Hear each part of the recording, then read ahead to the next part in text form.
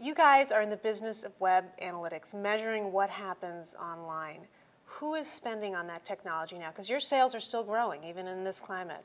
What we're really seeing now is it's not just web analytics, but it's really what do you do with that data once you have it? And we have 1 trillion transactions every single quarter that we're managing for our customers.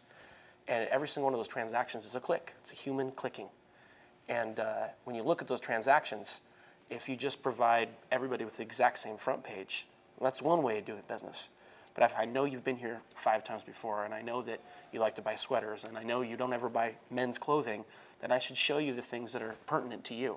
And so each one of those 1 trillion transactions is an opportunity for our customers to take that data and provide some personalization. And that's really where we're seeing our business shift. So if you look at last quarter, the quarter before that, about 50% of our sales now for our new bookings actually have to do with optimization of that data. And so that's really what's driving it now. We have 5,000 customers using analytics, and now they're all saying, okay, I'm ready for the next thing. Budgets everywhere are getting cut. Where are you seeing your customers spending? What kind of environment is this for you guys? Yeah, it's definitely different than it was 2-3 quarters ago. Yeah. We're seeing, there's less fun, I would imagine. Yeah, it isn't. It's not as much fun, but we do have, pockets of really interesting activity where just a few months ago we had a customer come and speak, Dollar Thrifty, one of the largest car rental companies, and they said in front of all of our analysts that we're cutting 100% of our marketing budget everywhere except for search engine marketing and all the products that we're buying from Omniture. And they bought 4 or 5 products from us. Wow. So that's really encouraging and interesting.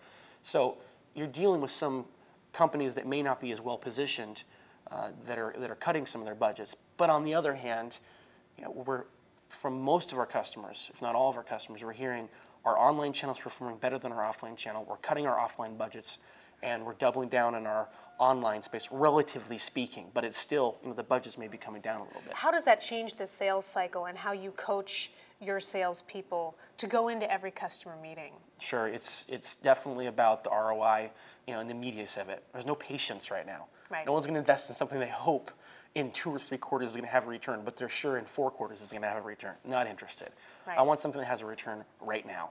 And there's even customers right now though that say, my CFO said, I don't care if it makes money tomorrow. If it prints money, we're not buying it. You're still investing pretty strongly in Omniture's business. You're cutting back as well. Where are you investing and why? You've gotten some flack on Wall Street for still spending in this time. Yeah, but there's definitely, it's hard to please all investors all the time, and there definitely were some mistakes that we made in Q1. But in terms of the way that we're managing the business, the areas where we can go and we can look at a sales team in a particular country or a sales team for a particular product, and we look at the return, the dollars that they're generating relative to the rest of the channels that we have, we're going to go invest in those areas that are performing the most effectively.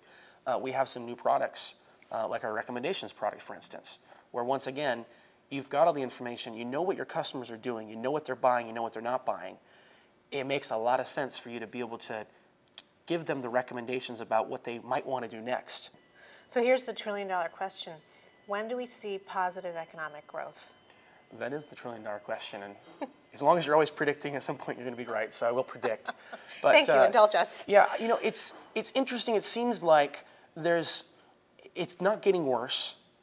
That's what everyone says. We've perhaps hit this bottom. We're ripping through some of the CFO edicts from the customers that say, look, you got to rip out 10% and you got to rip it out tomorrow. And I don't necessarily have specific reasons why, other than I'm watching CNN and Forbes.com and everything else, and it's clearly bad. Some bad stuff's going on. There was that panic mentality. That seems to be subsiding. The customers, the number of customers that we're seeing bankruptcies from, that we're seeing people that are just shutting down certain functions in their organization, that's not increasing.